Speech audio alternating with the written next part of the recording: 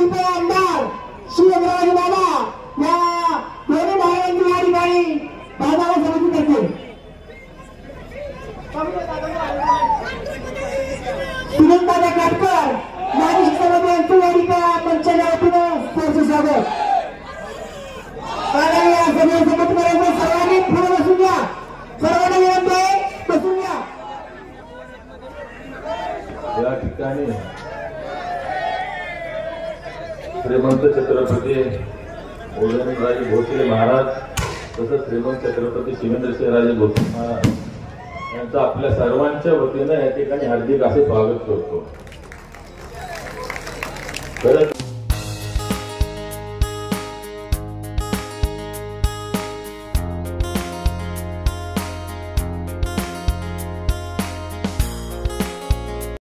आज नागठाणे नगरीमध्ये उपस्थित या ठिकाणी आत्ताच उदयन आपल्या सर्वांचं दैवत हे दोन्ही राजे श्रीमंत छत्रपती उदयनराजे आणि श्रीमंत छत्रपती शिवेंद्रसिंहराजे भोसले ते दोघेही आता थोड्याच वेळात या ठिकाणी येतात। आताच मला फोन आला, तुम्ही आता बोलून घ्या म्हणजे आम्हालाही 10 मिनिट तरी मिळतील, कारण 10 ला सगळं संपवावं लागतं। आज खरं तर व्यासपीठावर बघितल्यानंतर एक दुग्ध शेतकरी योग जो आपण म्हणतो त्या पद्धतीचं आज ते व्यासपीठ दिसतंय। बरीच वर्ष एकमेकाच्या समोरासमोर आलेली सर्व मंडळी आहेत आणि आज अतिशय मोठ्या विचारानं मोठ्या दिलानं आज सर्व म्हणजे असं माझं काही झालंच नाही अशा पद्धतीनं आज मला या ठिकाणी सगळेजण दिसत आहेत आणि हे खऱ्या अर्थानं 23 तारखेच्या गुलालाची तयारी आहे।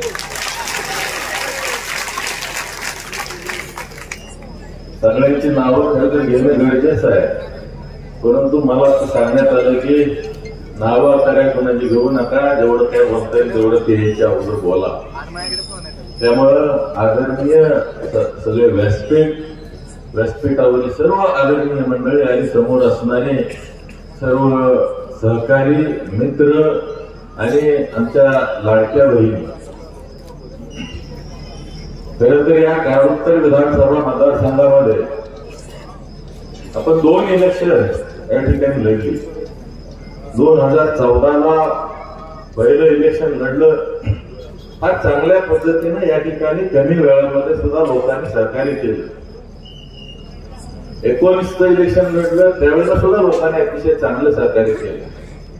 पण जर आपण या ठिकाणी जर पाहिलं तर 2014 ला सुद्धा तिरंगी इलेक्शन झालं, त्यामध्ये मला आणि धैर्यशील दादांना मिळालेली मतं होती 1,01,000 आणि समोरच्या उमेदवाराला 77-78 हजार मतच या ठिकाणी लोकांनी दिली होती। म्हणजे त्यावेळेला 60% लोकांनी आम्हाला पसंती दिली होती, 40% लोकांनी यांना पसंती दिली होती, 60% लोकांनी या ठिकाणी नाकारलं होतं। परंतु त्यावेळेला सगळे पक्ष वेगळे लढले, धैर्यशील दादा काँग्रेसमधून लढले, मी त्या ठिकाणी शेतकरी संघटना युतीचा घटक पक्ष म्हणून लढलो। 19 ला ते शिवसेनेतून लढले, मी अपक्ष लढलो। अशा पद्धतीनं या ठिकाणी दोन्ही इलेक्शन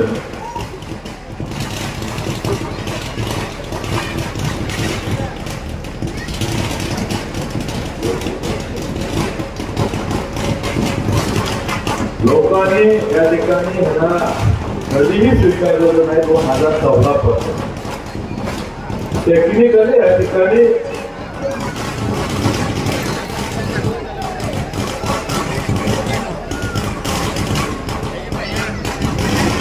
त्यांचा दोन्ही वेळेला विजय झाला। मी या ठिकाणी तुम्हाला सांगू इच्छितो की आज या ठिकाणी जे व्यासपीठावर दोन्ही महाराजांना मानणारी सर्व मंडळी या ठिकाणी उपस्थित आहेत, त्यातली काही अनुपस्थित सुद्धा या ठिकाणी दिसत आहेत। मला तर त्यांच्याविषयी अजिबात सुद्धा काही बोलायचंच नाही, परंतु मला ज्या वेळेला मी त्यांना भेटायला गेलो त्यावेळेला मला त्यांनी सांगितलं, म्हणजे दादा तुम्हाला जर तिकीट मिळलं तरच लढा, अपक्ष वगैरे ह्या वेळेला लढू नका. आणि जर तुम्हाला तिकीट मिळलं तर आम्ही तुमच्या पुढं 10 पावलं असणार आहे. त्यांना असं वाटत होतं इथं तिकीटच मिळणार नाही, पण त्यांना अजून कुठं माहितीये माझ्या मागं उदयन महाराज आणि शिवेंद्रराजे भोसले गेलेले होते. त्यामुळं जे म्हणतो उद्या मिळालं नाही, नसतं मिळालं, अहो तुमचंच काम करणार होतो, तिकीट मिळालं नाही तर काय करायचं. अरे अशा पद्धतीची भूमिका घेणारी काही मंडळ आहे, ती संख्या फार कमी आहे. आणि मी आज सांगतो तुम्हाला, आज पण नाही उद्या पण कधीच आपल्याला त्यांच्याविषयी काय बोलायचं नाही. शेवटी लोकशाही आहे, लोकशाहीमध्ये ज्याचा त्याचा तो अधिकार आहे. परंतु हा कराड उत्तर विधानसभा मतदारसंघामध्ये आज समोरासमोर इलेक्शन झालं, त्यामध्ये सुद्धा दोन्ही महाराजांचा या ठिकाणी अतिशय मोलाचा वाटा आहे. आज हा मतदारसंघ भारतीय जनता पार्टीला मिळण्यासाठी सुद्धा दोघांनी अतिशय ताकदीनं या ठिकाणी हा मतदारसंघ भारतीय जनता पार्टीला. आज फक्त भारतीय जनता पार्टी 154 मतदारसंघ लढवते आणि ह्या 154 मध्ये जो कराड उत्तर आहे ते आज दोन्ही महाराजांमुळे या ठिकाणी आहे. म्हणून घोषणेला जे तिकीट आहे त्यामध्ये या दोघांची ताकद लागली आणि सर्वसामान्य जनतेनं या ठिकाणी ओळखलेलं आहे. मी या दोन्ही जिल्हा परिषद गटाचा दौरा केला. खरं तर महाराज साहेब मी रोज 30-35 किलोमीटर चालतो. रोज 17 गावात 2 किलोमीटर जरी पकडलं तरी 35-40 किलोमीटर होतात. पण हे चालायची काही गरज पण नव्हती तशी इथं. का तर आज दोन्ही महाराजांचा आशीर्वाद आहे. माझ्याशी या सगळ्या लोकांची नाळ अतिशय चांगल्या पद्धतीची आहे. पण मी त्यांना सांगितलं की बाबांनो, या ठिकाणी ज्या वेळेला आपण त्या मतदारसंघातील गावामधून जात असतो त्यावेळेला आपल्या लक्षात येतंय की खाली काय परिस्थिती रस्त्याची आहे, काय परिस्थिती गटरची आहे, काय परिस्थिती त्या गावाला पाण्याची, पिण्याच्या पाण्याची आहे, त्या शेतीच्या पाण्याची आहे. पण इतकी भयानक परिस्थिती आहे बाबा. इकडं आपण जर सातारा विधानसभेत जर आलं ना, तुम्ही मध्ये बांधकाम मंत्री ज्यावेळेला रवींद्रजी चव्हाण आले त्यावेळेला म्हणले माझ्याकडे आता रस्ता करायचा म्हटलं तर रस्त्याला पैसे टाकायला जागा नाही, मी सगळीकडे आता बंदीकरण करतोय. पण आमच्याकडे 3 मीटरचा रस्ता सुद्धा आहे कराड उत्तर विधानसभा मतदारसंघामध्ये कुठेही सरळ नाही. ज्या ज्या ठिकाणी आपल्या शासनाच्या माध्यमातून काही ठिकाणी निधी आणण्यामध्ये यश आलं त्या ठिकाणी जरा बरी परिस्थिती दिसते. म्हणजे अशा पद्धतीनं ना कुठल्या पाण्याकडे लक्ष आहे ना कुठल्या रस्त्याकडे लक्ष आहे. पण आज आपण ज्यावेळेला तिथून जातो त्यावेळेला 5 वर्षानंतर आपल्याला या ठिकाणी अवलोकन करता आलं पाहिजे की आपण ह्या 5 वर्षांमध्ये या ठिकाणी काय काम करू शकलो, काय करू शकलो नाही. अशा पद्धतीनं या ठिकाणी प्रत्येक गावामध्ये जातोय त्या त्या ठिकाणी लोक अतिशय उत्स्फूर्तपणे बाहेर येतात. गावागावातील गट तट विसरत आहेत आणि यावेळेला बाबा आम्हाला बदल करायच्या 25 वर्षांनी भरपूर गेलेलो आहे. आता इथं पुढे आम्हाला हे काही सहन होत नाही. आज कराड तालुक्यामध्ये मसूर जिल्हा परिषद गटाचा दौरा केला, केवळमध्ये गेलो. या केवळमध्ये ज्या आम्ही पहिलं जायचो 20-25% लोक बरोबर येत नव्हती. आज त्या ठिकाणी 800-900चा मॉब त्या ठिकाणी बरोबर होता. अशी गावाच्या गाव आणि 3-3 पार्ट्या एका गावातल्या एकत्र येत आहेत या ठिकाणी पाठिंबा देतात. आता ज्या ठिकाणी हरपळवाडीची मुलं आली 124 जण या ठिकाणी आले आणि सगळे तरुण मुलं आज या ठिकाणी एकत्र आले आणि ठरवलं या ठिकाणी भारतीय जनता पार्टीचं कमळ फुलवायचंय. आज जर आपण बघितलं तर मी बाहेरचं काय बोलणार नाही. हंबरवाडी धनगरवाडी योजना 1995 ते 2000 सालामध्ये त्या योजनेला मंजुरी मिळालेली आहे. परंतु आज 2024 सालाला 2014ला ज्यावेळेला या ठिकाणी महायुतीचं सरकार आलं त्या युतीच्या सरकारमध्ये खऱ्या अर्थानं त्या योजनेला गती दिली. आज हंबरवाडीचं पाणी त्या शिवारामध्ये खेळू लागलं आणि धनगरवाडीचं पाणी येणाऱ्या 15 दिवसामध्ये आम्ही त्या ठिकाणी खेळवतोय आणि दुसऱ्या टप्प्याचं पाणी येणाऱ्या 6 महिन्यामध्ये आम्ही त्या ठिकाणी देतोय. आज कुरमोडी उजवा कालव्याचं जर आपण बघितलं तर शिवेंद्र बाबांनी कायमच या विभागावर अतिशय चांगल्या पद्धतीनं लक्ष दिलंय. उदय महाराजांनी सुद्धा या ठिकाणी या विभागावर कायम लक्ष दिलंय. परंतु या ठिकाणी असणारी गणेशवाडी उपसा सिंचन योजना असेल, सासपडेला जे तारेच्या नदीमधून येणारं पाणी ते 50 मीटर हेडपर्यंत येत होतं. मध्ये ही सगळी मंडळी आली आणि त्या ठिकाणी सांगितलं की आम्हाला 50 मीटरच्या वरचं पाणी देणं गरजेचं आहे. तर त्याचा समावेश या ठिकाणी गणेशवाडी उपसा सिंचन योजनेमध्ये 50 मीटर हेडच्या वर सासपडेचा भाग घेतलाय, गणेशवाडीचा भाग घेतलाय आणि आतीचं काही क्षेत्र त्या ठिकाणी दिसतंय. परंतु या ठिकाणी या कॅनॉलच्या वरच्या बाजूचं जो क्षेत्र होतं त्यासाठी समर्थ गाव उपसा सिंचन योजना आणि त्याच पद्धतीने काशी उपसा सिंचन योजनेला सुद्धा या ठिकाणी पाणी आरक्षित करून घेण्यामध्ये मागच्या 3 महिन्यामध्ये आपल्याला या दोन्ही महाराजांच्या प्रयत्नानं यश आलेलं आहे. आजपर्यंत इथलं वरिष्ठ मंडळी तिकडे जातात त्यांना तुम्ही कधी विचारा की तुम्ही आमदार इथले जे लोकप्रतिनिधी आहेत त्यांना विचारा की समर्थ गाव उपसा सिंचन काय आहे, गणेशवाडी उपसा सिंचन काय आहे आणि या ठिकाणी असणारी काशी उपसा सिंचन काय आहे. त्यांना ते कसलंही कुठलंही काही माहित नाही. आज तुम्ही शेती पाणी बघणार नाही, रस्ते बघणार नाही, बाकी काहीच बघणार नाही आणि या ठिकाणी फक्त ठराविक लोकांना हाताशी धरून या ठिकाणी तुम्ही मतं मागणार. तर किती दिवस चालणार. आज त्या ठिकाणी आपण बघतोय त्या सातारा विधानसभा मतदारसंघामध्ये अतिशय चांगल्या पद्धतीचं काम त्या ठिकाणी झालेलं आपल्याला पाहायला मिळतंय. आणि आज आमच्याकडे बघून तिकडे दुष्काळ अशा पद्धतीची परिस्थिती आहे. मी आज गायकवाडवाडी या गावामध्ये गेलो होतो. त्या ठिकाणी मला गेल्यानंतर त्या ठिकाणी प्रस्तावित करणाऱ्यांनी सांगितलं की आम्ही अख्ख्या गावाने या ठिकाणी निर्णय घेतला आहे की आम्हाला पाण्याच्या बाजूला जायचंय, सुकाळाच्या बाजूला जायचंय आणि या ठिकाणी जो महायुतीला मत देणार आहे तो पाण्याच्या बाजूचे मत असणार आहे आणि जे महाआघाडीकडे जाणार आहे ते दुष्काळाच्या दिशेने जाणार मत असणार आहे. त्यामुळे आमच्या संपूर्ण गावाने या ठिकाणी निर्णय घेतलाय की आम्हाला या ठिकाणी जो पाणी देणार आहे त्या पाण्याच्या बाजूने जायचं. अशा पद्धतीची परिस्थिती आज ज्या वेळेला फडणवीस साहेब पालीमध्ये आले त्यावेळेला पालीमध्ये मी त्यांना मागणी केली की या ठिकाणी ताळी उपसा सिंचन योजनेला शंभूराजेने पाटणला 100 मीटर हेडला पाणी नेले तर आम्हाला सुद्धा या ठिकाणी पाल उपसा सिंचन असेल, झिंगोल उपसा सिंचन योजनेला 50 मीटर हेड 100 मीटर योजना तुम्ही करून दिली पाहिजे ना, तुम्ही असा शब्द दिला पाहिजे. त्या ठिकाणी त्याने आपल्याला त्या सभेमध्ये शब्द दिला आणि त्याचा परिणाम जर काय झाला असेल तर त्या संपूर्ण जे चोऱ्याचं जे काही खोरा आहे त्या खोऱ्यामध्ये उमरेचा वरचा भाग ज्या ठिकाणी 100 मीटर हेडच्या योजनेचं पाणी जाणार आहे ती सगळी लोक आज त्या ठिकाणी एकत्र आली. मला याला उशीर होण्याचं कारण तेच आहे की चोऱ्यामध्ये त्यांनी 100% त्या विभागाने या ठिकाणी आपल्याला पाठिंबा दिला. 25 वर्षामध्ये चकार शब्द म्हणजे आमच्या पाण्यासाठी आमदारांनी कधी काढला नाही. तुमच्या माध्यमातून या ठिकाणी फडणवीस साहेबांनी शब्द दिला आहे तर आम्ही येणाऱ्या काळामध्ये तुम्हाला या ठिकाणी आमदार केल्याशिवाय राहणार नाही. कारण तुम्हाला नाही आमदार केलं तर आम्हाला कधीच पाणी मिळणार. अशा पद्धतीनं आज कोरेगाव तालुक्यामध्ये गेलं तरी त्याच पद्धतीचा प्रतिसाद आहे.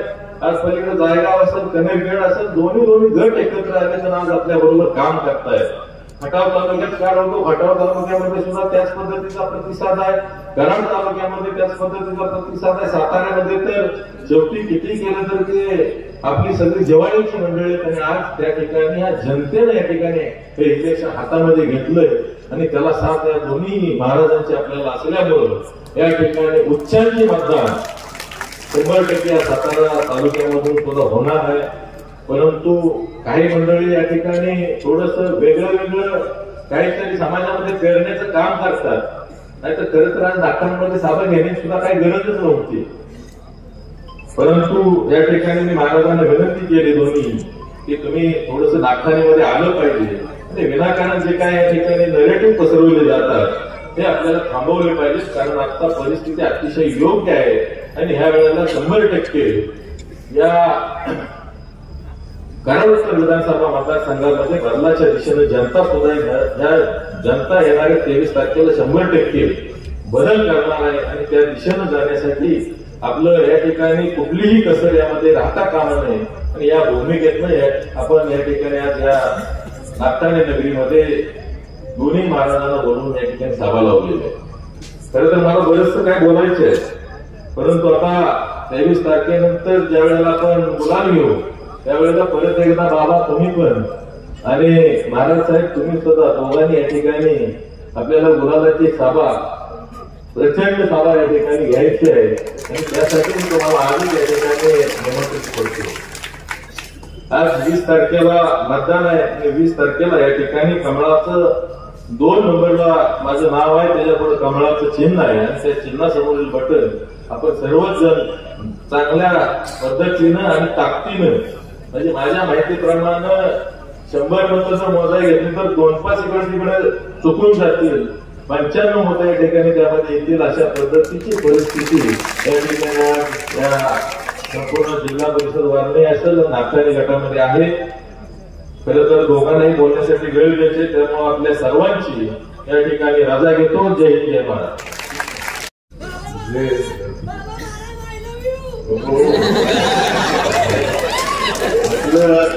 सातारा तालुक्यावर लव्ह यू व्हायचं काही कुठंतरी असलं तरी प्रेम तुमच्यावर आहे.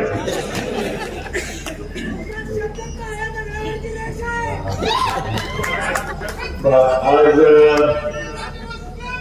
कराड या आपल्या विधानसभा मतदारसंघाची मनोजदादा घोरपडे आपले महायुतीचे उमेदवार, भारतीय जनता पार्टीचे उमेदवार यांच्या प्रचाराची ही सभा आज इथं नागठाणे मध्ये पार पडते. आज या सभेला आपल्याला संबोधित करायला खासदार श्रीमंत छत्रपती उदयनराजे भोसले आज इथं उपस्थित आहे आणि स्टेजवरची सर्व माणसं आणि समोर बसलेले तुम्ही सगळी देव माणसं. कारण पण आताच्या परिस्थितीत मनोजदादाला वर पण सगळी देव माणसं जाईल आणि समोर पण कुठला एखादा जीव हल्ला अशा परिस्थितीमध्ये दादा काय मी काय आम्ही दोघं पण तारेवरची कसरत असते, त्यामुळे वर खाली असणारे सगळे देव, देवांचे देव महादेव अशी सर्व प्रमुख मंडळी सगळ्यांचं मी आता नामोल्लेख करू शकत नाही कारण वेळ फार कमी आहे महाराजांना बोलायचे. पण आज आपण सगळेजण इथं एकत्र आलोय मनोजदादांना विजयी करण्यासाठी. जे मगाशी दादांनी सांगितले की गुलाल आपल्याला घ्यायचंय आणि त्याच्यासाठी ही आता म्हणजे प्रचाराच्या ह्याच्यातली आता अंतिम टप्प्यातली सभा आता ही असं म्हणायला लागेल. आणि म्हणून इथनं जाताना मला वाटतं प्रत्येकानं निर्धार करून गेला पाहिजे की सातारा तालुक्यातलं कराड उत्तरमध्ये असणारं जे काही मतदान आहे ते मोठ्या संख्येनं मनोजदादांना पडत आणि मनोजदादा आमदार म्हणून या मतदारसंघाचे प्रतिनिधी म्हणून निवडून येतील हा निर्धार करून आपल्याला आपल्या गावामध्ये जायचंय. आपल्याला जर विकास पाहिजे असेल, दादांनी जे काही सगळं सांगितलं, रस्ते पाहिजे असतील, आपल्याला पिण्याच्या पाण्याच्या शेतीच्या पाण्याची सोय करून पाहिजे असेल, आपल्याला आरोग्याच्या सेवा चांगल्या करून पाहिजे असतील, शाळा अंगणवाड्या सगळं जर आपल्याला करून पाहिजे असेल तर शेवटी महायुतीवरून आपल्याला राहिलं पाहिजे. कारण उद्याचं महाराष्ट्रातलं सरकार हे महायुतीचं आहे हे लक्षात ठेवा. आज परिस्थिती लोकसभेला जी होती, लोकसभेच्या ह्याच्यानंतर ती आता बदललेली आहे. आज महाराष्ट्रात भाजपचं आणि महायुतीचं सरकार येणार आहे ही वस्तुस्थिती आता सगळीकडे बघायला मिळते. आता ही कुणी महायुतीच्या याला अडवू शकत नाहीत या आघाडीवाले, ही वस्तुस्थिती आहे. आणि मग सत्तेपासून आपण लांब राहून चालणार नाही, सत्तेपासून आपला मतदारसंघ लांब ठेवून चालणार नाही. केंद्र सरकार भाजपच्या विचाराचं आहे, राज्य सरकार भाजपच्या विचाराचं येणार आहे, त्यामुळं आपला आमदार सुद्धा भाजपचा पाहिजे हे सर्व मतदार बंधूंनी लक्षात ठेवा. आणि म्हणून मनोजदादांच्या मागं सगळ्यांनी ताकदीनं उभं राहिलं पाहिजे. गट तट असतात गावामध्ये, थोडेफार गावकीवाद, ग्रामपंचायत, सोसायटी सगळ्या गोष्टी असतात आणि त्यात आपला तालुका आता तसा बघितला तर सगळ्या मनोजदादांकडे जो मतदारसंघ आहे तो सगळ्या बागायतदार लोकांचा मतदारसंघ आहे. तिथं कोणाला कमी नाही. आणि हे सांगत होतं कारखाना दर चांगला दिसतो, त्यामुळे तशी तुम्ही तक्रार पण करू शकत नाही. त्यामुळे सगळी म्हणजे काय म्हणायचं जशाच जशी अगदी काय पहिलवानाला काय म्हणतात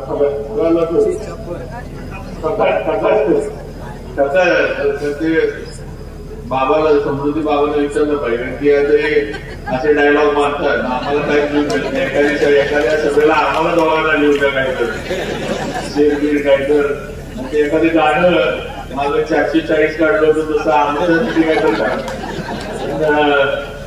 आज एक आहे जर गमतीचा भाग जरी झाला तरी मतदार बंधू भगिनींना आपण लक्षात ठेवा की आज आपल्याला दिलंय कोणी आज आपल्याला महायुतीचं दिलंय हे विसरू नका आपल्याला शेती पंपाची माफी कोणी दिली भाजपनं दिली देवेंद्र फडणवीसांनी दिली आज आपल्याला 0 बिल आपल्या हातामध्ये पडले 0 माफी काही 1 महिन्याची 2 महिन्याची नाही पूर्ण थकबाकी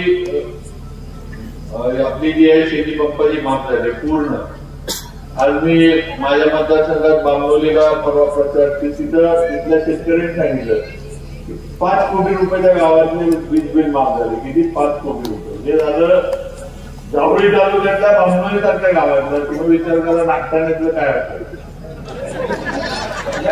ना गाव मोठं आहे बागायत आहे ते बांबोली गाव एवढंच आहे बांबोली आपल्यापेक्षा छोटं आहे त्या ठिकाणी ऊस बागायत आहे पण तिथं जर एवढे पैसे माफ झाले तर नागठाण्याची माफी केवढी मिळाली असेल ह्याचा विचार करा तुम्ही नुसता हा आकडा माझ्याकडे नाहीये 20 कोटी रुपये माफ झाले 20 कोटी रुपये भाजपनं देवेंद्र फडणवीसांनी आपले एका गावाचे माफ केले एक गाव नागठाण्यातनं जावं पाडळीत किती माफी असेल तिथं जाऊन बघा म्हणजे जर सगळा भाग बघितला तर मला वाटतं 100-125 कोटी रुपये किंवा जास्त भाजप सरकारनं आपले शेतकऱ्यांचे माफ करून दिले आणि मग ह्याचा विचार आपण करणार आहे का नाही की आपल्याला जे देतंय आज लाडकी बहीण योजना आपल्याला दिली आता 1500 नंतर बहिणीनं मतदान तर तुम्ही करणार आहे आम्हाला माहिती आहे आम्हाला तर काळजी नाही तुमची तर काळजी आम्हाला फक्त इकडं बसलेल्यांची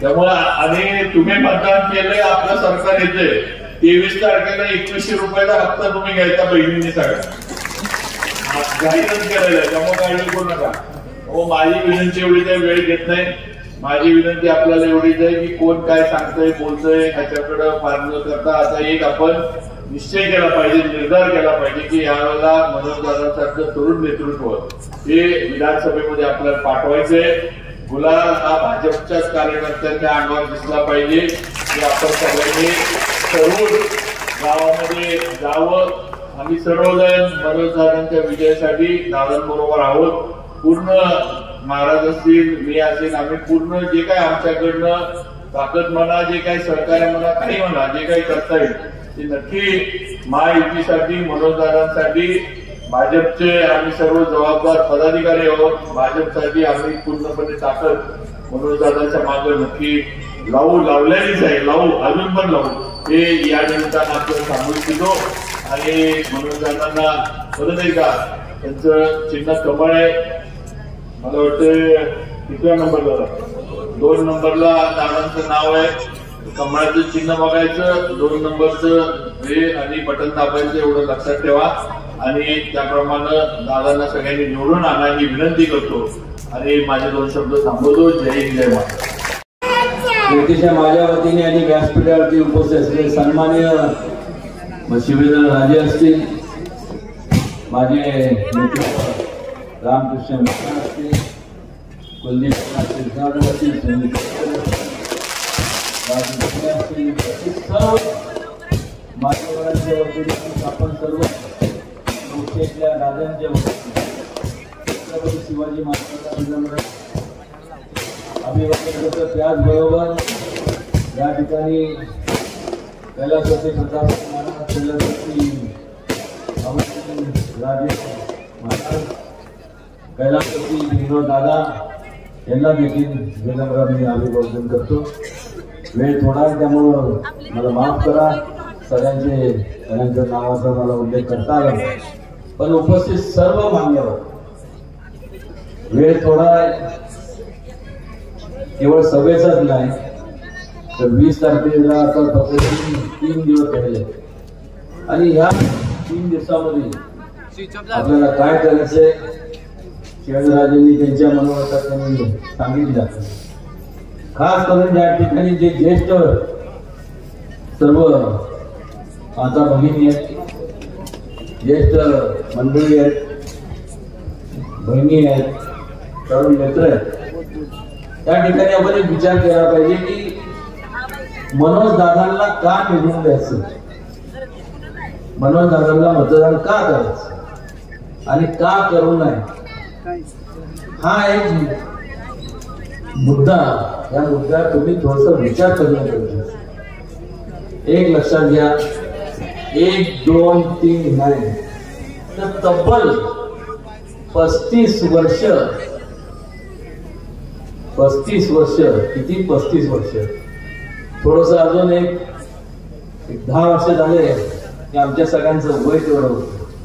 तसं 35 वर्ष ज्यांच्या कुटुंबात ह्या संपूर्ण कराड उत्तरची धुरा होती, सत्ता होती, त्या 35 वर्षाच्या कालावधीमध्ये नेमकं झालं काय आणि केलं काय, ज्या अपेक्षेने तुम्ही सर्वांनी त्या काळात सुद्धा ज्यांना मतदान केलं, निवडून दिलं, आज मला सांगा, मनोज दादांनी त्यांच्या मनोगतामध्ये मोठ्या शब्दात, मोठ्या शब्दात त्यांची वेळ अभावी विस्तृतपणे ते बोलू शकते, पण मात्र ह्या 35 वर्षाच्या कालावधीमध्ये जर एखादा व्यक्ती जर कुठलाही तुमच्या आशीर्वाद, तुम्ही दिलेल्या आशीर्वादाला जर योग्य पात्र ठरत नसेल तर मग पर्यायी एकच पर्याय राहतो, ते म्हणजे परिवर्तन.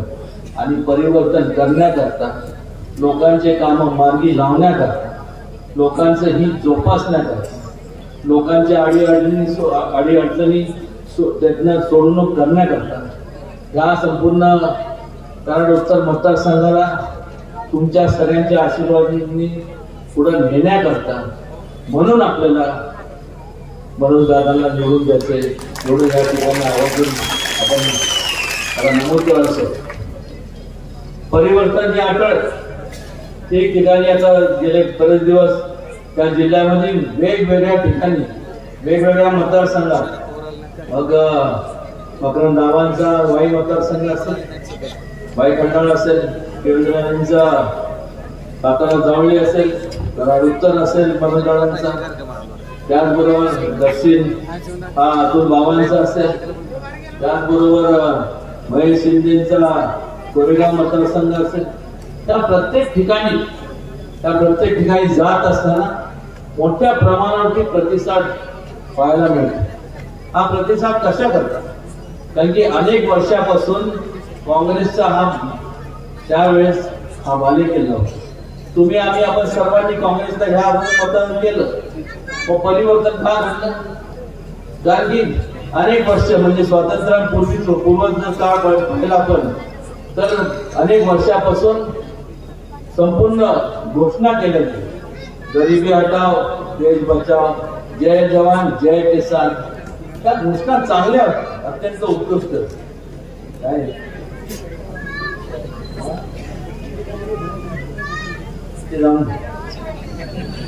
आणि त्यामुळं अनेक वर्षापासून फक्त तुमचे मत घेतले मतपेटीद्वारे, पण तुमचे विचार, त्याला आपण म्हणतो ना वैचारिक मत, तुमच्या काय अपेक्षा आहे लोकप्रतिनिधींना, त्या कधी पूर्ण केल्या गेल्या नाही. आणि त्यामुळं आज संपूर्ण पश्चिम महाराष्ट्राचं जर चित्र पाहिलं तर संपूर्ण परिवर्तन झालेलं आपल्याला पाहायला मिळतं. त्याचं मूळ कारण म्हणजे या अगोदर मला समजत नाही की कॉलेजचं माझं शिक्षण संपल्यानंतर जेव्हा मी या संपूर्ण सातारा जिल्ह्यात म्हणजे माझ्या जिल्ह्यात आलो त्यावेळेस त्यांचे भाषण असे की आम्ही दगडाला शेंदूर जरी फासला तरी लोकांना थोडं पर्याय नाही, लोक येऊन तिथं मतदान करतील आणि दगड निवडून देतील. एवढी म्हणजे ज्या लोकांनी तुम्हाला निवडून दिलं त्याला तुम्ही एवढं ग्रहित केलं, एक तर त्यांच्या संपूर्ण कुठल्या अपेक्षांचा पूर्ण केलं ना, अपेक्षांचा भंग केला आणि वर्ण जखमेवर मीठ चोळल्यासारखं हे बोलून दाखवायचं.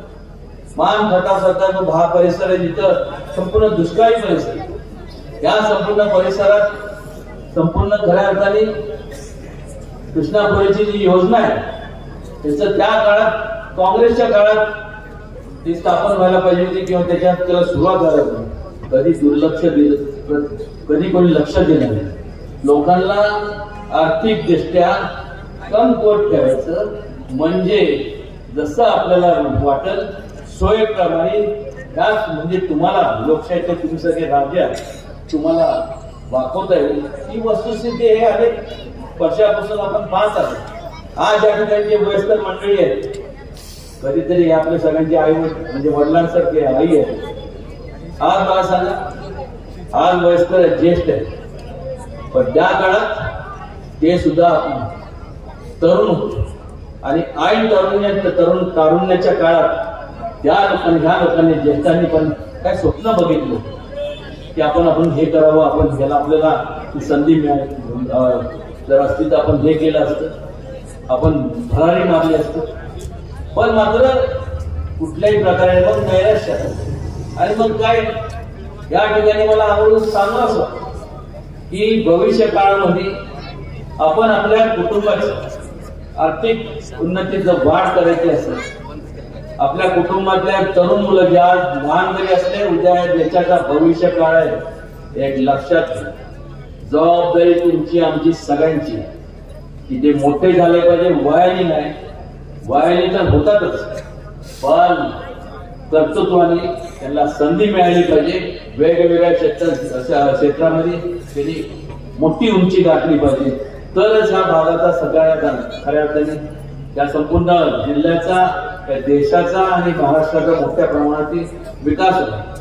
मोदींच्या मार्गदर्शनाखाली आपण जर पाहिलं तर बारीक सारीक छोट्या महिलांचा प्रश्न असेल, शेतकऱ्यांचा प्रश्न असेल, वयस्कर लोकांचा प्रश्न असेल, स्पोर्ट्सचा प्रश्न असेल, वेगवेगळ्या ठिकाणी संपूर्ण त्याच्यावरची ठोस पावलं उचलली गेली आणि त्यांच्याच मार्गदर्शनाखाली आज महाराष्ट्रात युती शासन म्हणजे देवेंद्रजी असतील, एकनाथ शिंदे साहेब असतील, अजित दादा असतील, RPS संपूर्ण पदाधिकारी असतील, मित्र पक्ष असतील यांच्या मार्गदर्शनाखाली अत्यंत चांगल्या प्रकारे संपूर्ण शासन चालू आहे.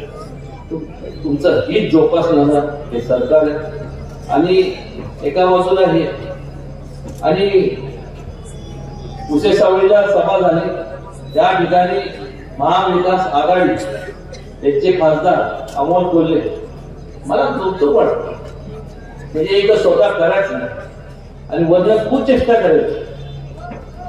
तिथं म्हणताना जीभ कशी गळून पडली नाही मला माहिती नाही. कोणालाही वाईट वाटण्यासारखं काय असं तिथं जर मी असतो तर कदाचित खरंच काय केलं असतं मला माहिती नाही. पण काय बोलावं माणसाने तोंड दिल्यामधून काय पण बरोबर असायचं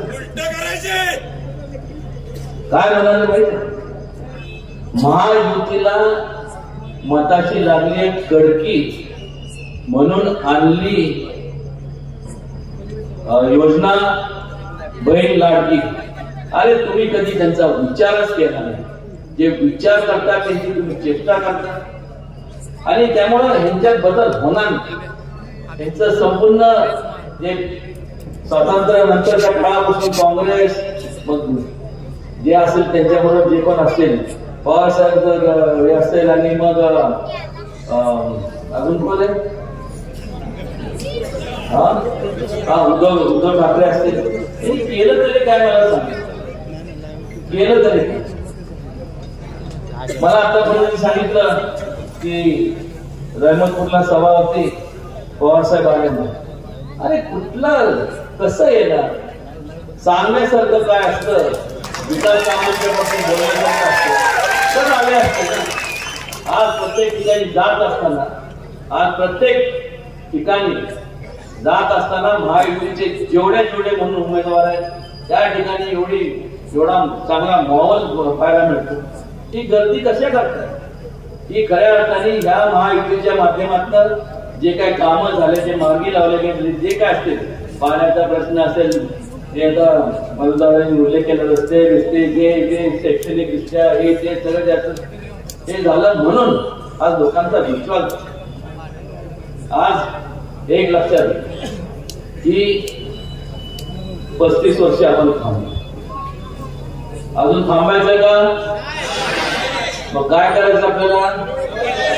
मतदान कोणाला? पण मला एक सांगा, हे जे आता तुम्ही जेवढा मोठ्या जोशाने बोलला करायचं केलंच पाहिजे. कारण की एक लक्षात घ्या, वेळ आणि समुद्राच्या लाटा तुमच्या आमच्यासाठी कोणासाठी थांबत नसतात. एकदा वेळ निघून गेली की फक्त एकच आपल्या वरशी राहतं, ते म्हणजे पश्चाताप करण्यापलीकडे काही राहतं. 5 वर्षाचा कालावधी हा काय थोडा कालावधी नाही, मोठा कालावधी. मी तुम्हाला खात्रीपूर्वक सांगतो, त्या ठिकाणी शिवेंद्रराजे असतील, मी असेल, आमच्या सगळ्यांचे पहिल्यापासून असणारे सर्व मित्रमंडळी असतील, सर्व ज्येष्ठ लोक असतील, मी एवढंच सांगतो की मनोज दादा, आम्ही मनापासून दोघंही म्हणजे संपूर्ण बाबांनी शिवेंद्रराजेंनी उल्लेख केल्याप्रमाणे आम्ही सर्व तुमच्या पाठीशी आहोत. तुम्ही निश्चिंत राहा. याचा अर्थ म्हणजे काही करू नका अशातला भाग नाही. रात्र वैराचे एक एक मत महत्वाचं आहे. करा नाही, उद्या कोणी काय पसरवलं. मध्ये कोणतरी सांगितलं की अजून शिवेंद्रराजे त्यांनी आले नाही व्यासपीठावरती. एक लक्षात द्या, जसं मनोज दादा इतर उमेदवार आहेत, तसं शिवेंद्रराजे सुद्धा त्यांच्या मतदारसंघातले उमेदवार आहेत. आणि खात्रीपूर्वक सांगतो की जेवढे महायुतीचे या जिल्ह्यातले उमेदवार आहेत ते निश्चितपणे निवडून आल्याच जमाय. पण त्यासाठी समाधान आपण मानता कामा नाही. जास्तीत जास्त मताधिक्याने जेवढं काय होईल तेवढं आपण सर्वांनी जास्तीत जास्त मतदान करून आपण सर्वांनी महेश दादांना आणि शिवेंद्रराजेंना त्या दोघांनाही मोठ्या प्रमाणात आशीर्वाद द्या. निवडून आणा. आणि मला खात्री आहे की आज शिवेंद्रराजांची नाही म्हणलं तरी आता 5वी टर्म होईल, म्हणजे झालीच आहे म्हणा. पण आज 4 टर्म झाल्यानंतर झाले किती 20 वर्ष काम करून सुद्धा आज त्यांना आपल्या जिल्ह्याला एक मोठं पद जर मिळवायचं असेल तर शिवेंद्रराजेंचे हात बळकट करण्याकरता तुम्हाला मनोज दादांना, महेश शिंदेला, मदन बाबा, त्याचबरोबर अतुल बाबा या सर्वांना आपल्याला निवडून द्यायचंय. कारण तुम्ही म्हणत असाल, विचार करत असाल की हा उत्तर कराड मतदारसंघ आहे, मग उदयनराजे असं बाकीच्या मतदारसंघाच्या बाबतीत काही की कुठं ना कुठं तुमचे मित्रमंडळी, तुमचे नातेवाईक, तुमचे सर्व आपल्या सगळ्यांचे तुमचं नातं गोतं जाळं मित्रमंडळी हे प्रत्येक संपूर्ण या जिल्ह्यामध्ये विखरलेले आहेत. त्यांना आवर्जून सांगा, एवढी कळकळीची विनंती या ठिकाणी करतो. आणि वेळ भरपूर झाल्यामुळं मी माझं मनोगत थांबवतो. जय हिंद, जय महाराष्ट्र, जय शिवराय.